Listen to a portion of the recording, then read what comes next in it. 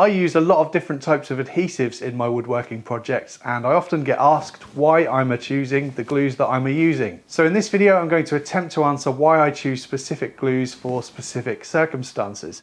The glue that I use most frequently for interior applications is PVA, or polyvinyl acetate, and it comes in two different varieties, yellow and white. Yellow is generally a little bit stronger and more water resistant. Often it's also thicker and it cures a bit quicker. But white is cheaper, and providing you're using it right, so for example you have good tight contact between the gluing surfaces with no voids and face grain to face grain contact, it's more than strong enough for the vast majority of applications. Just to prove that, I've got a glue joint here which was prepared with white PVA, so let's try and break it. And as you can see, the wood glue is stronger than the wood itself. I've used both yellow and white in the past, but I tend to buy white because I get through a lot of it, it's cheaper, and I know it's strong enough for the applications that I use it for. PVA does have a shelf life though, usually up to a couple of years from when you purchase it, but it can last longer if stored correctly. If it's stored below freezing point, it can spoil. Usually it'll go all gloopy or lumpy, and at that point it's best just to throw it away. Ideally it needs to be stored between 5 and 25 degrees Celsius. In terms of curing times, it varies between brands, so always check the bottle, but generally if it's a hot day it can tack up quickly in like 10 to 30 minutes, whereas on a cold day it might take several hours. And for the glue to fully cure, it's best to leave it in clamps for a minimum of 4 to 8 hours if the temperature is around 20 degrees or so. With PVA glues, you really don't need to spend loads of money on the big name brands, in my opinion. Even the cheaper PVA will work brilliantly as long as it's used and stored correctly. Having said that, if getting the very maximum strength out of glue is important to you, in some of the glue tests that I've seen, the big name brands do actually perform a tiny bit better. But it's diminishing returns as far as I'm concerned, so I stick to buying the cheaper stuff. Unless strength really matters, like for example when I did this guitar bridge repair, where the guitar strings are going to be putting the bridge under constant tension. I'll link to my favourite glue strength test video in the description box below. I'm not going to make a video testing glue strength because in my opinion it's already been done far better than I could ever do it. I like a nice small glue bottle. This is actually a Red's Source bottle, not a sponsor, and it's the best glue bottle I've ever had. I've been using these for years now. They have a twist to open spout, and because the spout is pointy, I can get the glue right where I want it. By the way, I'll be leaving links to my favourite glues and recommendations in the description box below. Some PVAs can be used in exterior conditions. Some you can buy are completely waterproof and designed especially for exterior use. But I've not had much experience with them, so I can't say one way or the other how well they work, because for exterior applications I tend to rely on a different type of glue, which is polyurethane based glue. Polyurethane glue is also completely waterproof even when completely immersed in water. It adheres really well to porous and non-porous materials, so in other words it can basically stick anything to anything.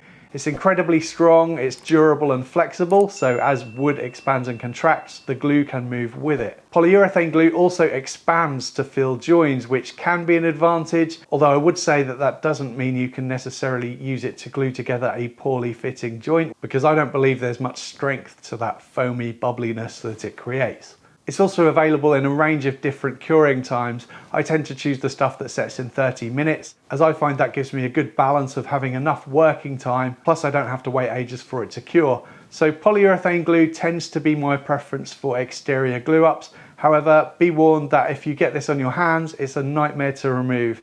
It'll leave black marks on your skin for several days.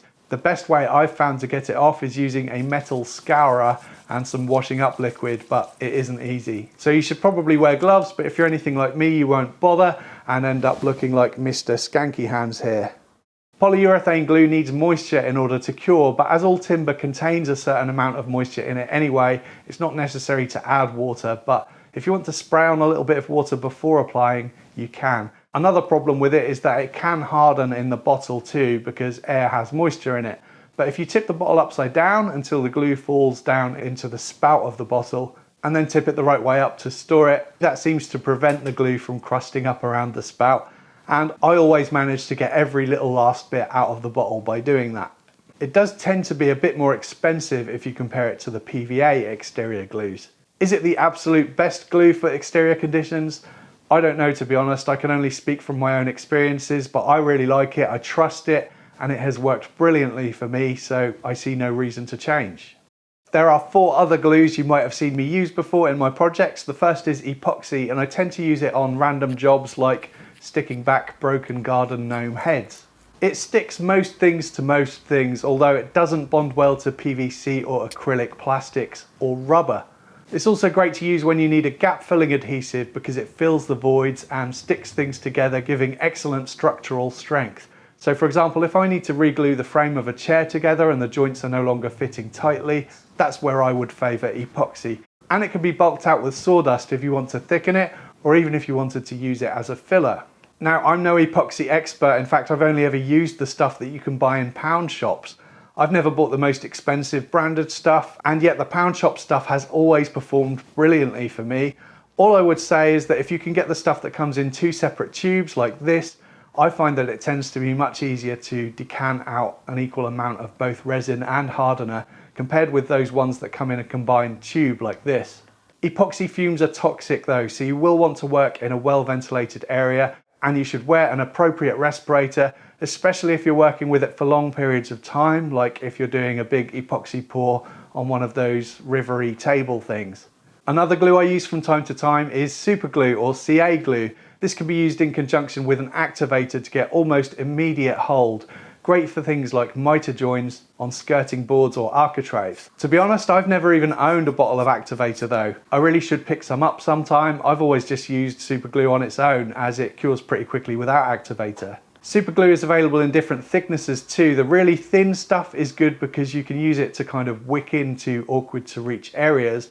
And the thicker stuff, sometimes called super glue gel, is useful if you're applying it to, say for example, a vertical surface where you don't want it to run down. It has great adhesion with most surfaces apart from really smooth surfaces like glass or wet surfaces. If you want a good bond with super glue to something like a smooth plastic, it's a good idea just to use an abrasive to scuff up the surface, as that will give much greater hold.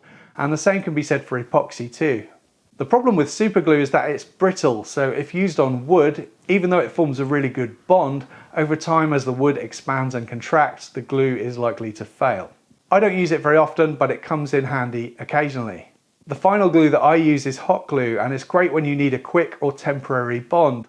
One of the things I often use it for is for fitting drawer fronts, because I can apply a few blobs of hot glue, position the drawer front right where I want it, hold it for a few seconds until it cures, and then open up the drawer and add some screws through from the inside to secure it permanently in place. If you want to temporarily glue something but don't want to faff around cleaning up the hot glue afterwards, then you can stick some masking tape to both surfaces that you're gluing together, apply the hot glue, stick it on, and then it's easy to peel away the mess. Hot glue is reversible too, so if you heat it up, you can release the bond. Not everyone likes hot glue, but I find it really useful to have around the workshop just for quick or temporary glue connections, but I'd never use it for something like joinery.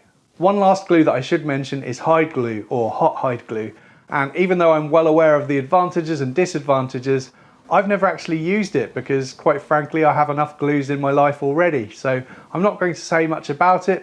But for things like furniture restoration and veneer work, I believe that it's probably the best and most appropriate glue for jobs like that because it's what would have been used traditionally and it's reversible with a little bit of heat or steam, allowing things to be easily repaired in future and therefore prolonging the life and restorability of the furniture on which it is used. Please subscribe and thank you for watching.